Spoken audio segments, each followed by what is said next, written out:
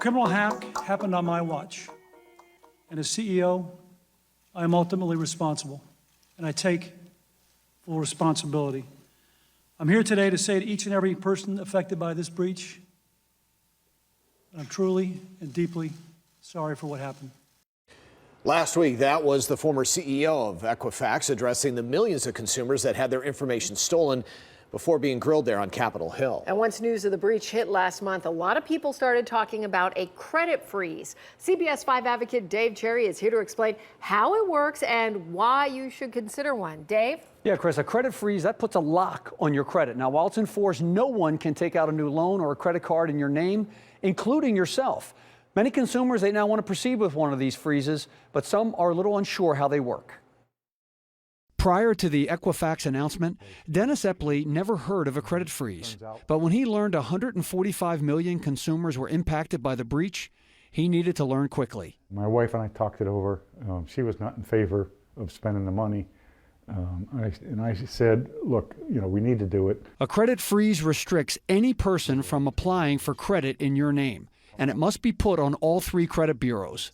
Equifax is currently waiving their fee, but not TransUnion and Experian. It's like $5 each time, but each time you put it on, each time you take it off, it's $5. And for the 2 of us, then it's $10. If you remove the freeze to apply for credit, you pay for that, and then again to reapply the freeze. You can call or do it online.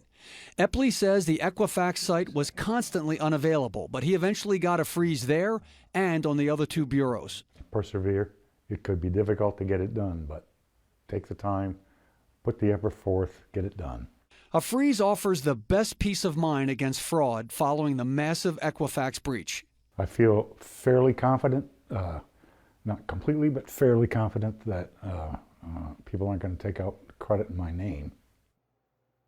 Now, Equifax tells me that in light of the breach, they're going to offer these freezes for free through January of next year. Then you'll pay just like you do with the other 2 major credit bureaus. A freeze, yes, it is a bit of a hassle, but if you're not planning on buying a car or a house or getting a new credit card, it is worth the small expense, as it is the best proactive response to the Equifax disaster.